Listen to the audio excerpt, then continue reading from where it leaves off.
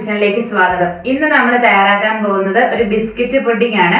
വളരെ കുറച്ച് ചേരുവകൾ ഉപയോഗിച്ച് പെട്ടെന്ന് തന്നെ നമുക്ക് തയ്യാറാക്കി എടുക്കാവുന്നതാണ്.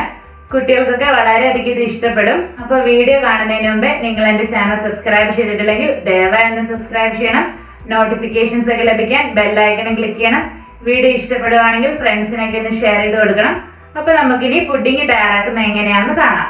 ഇതിനായിട്ട് നമുക്ക് ആദ്യം കാരമൽ സിറപ്പ് തയ്യാറാക്കാം. ഒരു പാൻ അടുപ്പിൽ വെച്ചിട്ട് 100 ഗ്രാം പഞ്ചസാര നമുക്ക് ചേർക്കാം. ഇത് നമുക്കൊന്ന് ഇളക്കി കൊടുക്കാം. പഞ്ചസാര നന്നായിട്ട് നമുക്ക് മെൽറ്റായി വരണം.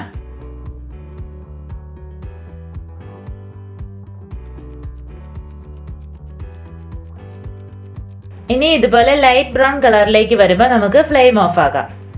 ഇനി ഇത് തണുത്ത് പോകാതെ തന്നെ നമ്മൾ പുഡിംഗ് തയ്യാറാക്കാൻ ഉദ്ദേശിക്കുന്ന പാത്രത്തിലേക്ക് ഒഴിച്ചു കൊടുക്കാം.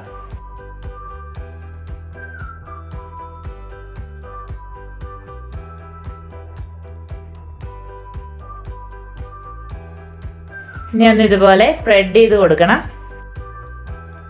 എന്നിട്ട് ഇത് നമുക്ക് മാറ്റി വയ്ക്കാം. ഇനി നമ്മൾ ബിസ്ക്കറ്റ് പൊടിച്ചെടുക്കണം. 15 പാർലെ ജി ബിസ്ക്കറ്റാണ് നമ്മൾ എടുക്കുന്നത്. ഇത് നമുക്ക് മിക്സിയുടെ ജാറിലേക്ക് ഇടാം.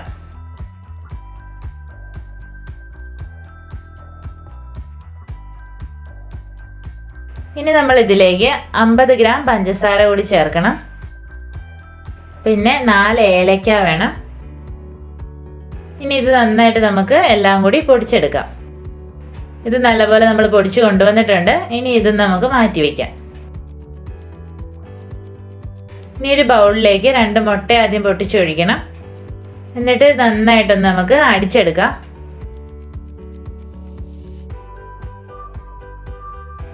ഇനി ഒരു അരിപ്പ വെച്ചിട്ട് ഇതിലേക്ക് പൊടിച്ചു വെച്ചിരിക്കുന്ന ബിസ്ക്കറ്റും പഞ്ചസാരയും അരിച്ച് നമുക്ക് ചേർത്ത് കൊടുക്കാം.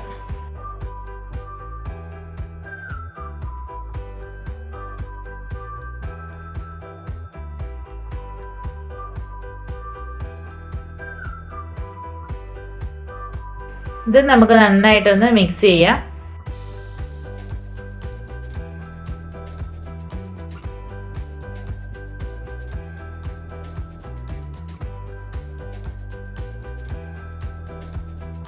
എന്നിട്ട് ഇതിലേക്ക് 1 teaspoon vanilla essence, 1 table spoon നെയ്യ്, ഇത്രയും ചേർത്ത് വീണ്ടും ഒന്നുകൂടി നമുക്ക് മിക്സ് ചെയ്യാം.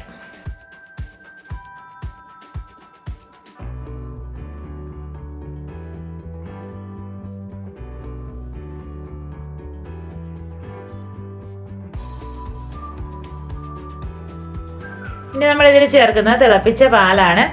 1/4 ലിറ്റർ പാല് നമ്മൾ ചേർത്ത് കൊടുക്കണം. എന്നിട്ടിനി നന്നായിട്ട് മിക്സ് ചെയ്യാം.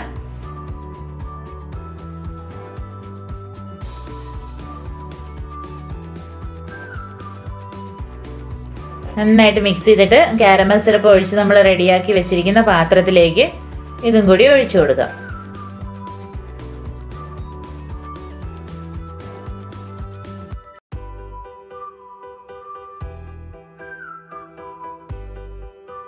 ഇനി നമ്മളൊരു വലിയ പാത്രം അടുപ്പിൽ വെച്ചിട്ട് അതിൽ കുറച്ച് വെള്ളം ഒഴിച്ചു കൊടുക്കണം. നമുക്ക് വേണമെങ്കിൽ ഇഡ്ഡലി പാത്രം ഇതിനായിട്ട് എടുക്കാവുന്നതാണ്. ഇതിലേക്ക് നമ്മളൊരു സ്റ്റാൻഡും കൂടി വെച്ച് കൊടുക്കണം. എന്നിട്ട് ഈ പുഡിങ്ങിൻ്റെ പാത്രം നമുക്ക് ഇതിലേക്ക് വെച്ച് കൊടുക്കാം. പുഡിങ്ങിൻ്റെ പാത്രം വെള്ളത്തിൽ മുട്ടി നിൽക്കാൻ പാകത്തിന് വെള്ളം വേണം. ഇനി ഒരു ചെറിയ അടപ്പ് കൊണ്ട് പുഡിങ്ങിൻ്റെ പാത്രം നമുക്ക് മൂടാം.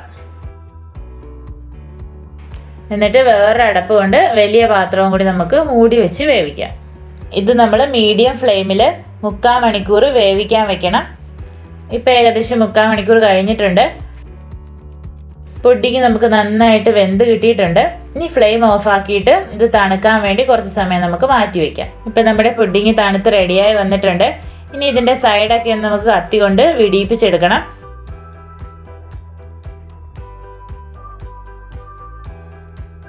എന്നിട്ട് ഇതൊരു പാത്രത്തിലേക്ക് ഇതുപോലെ മാറ്റാം.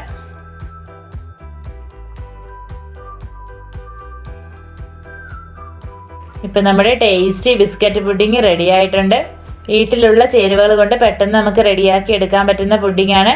എല്ലാവരും ട്രൈ ചെയ്യണം, അഭിപ്രായം അറിയിക്കണം. താങ്ക്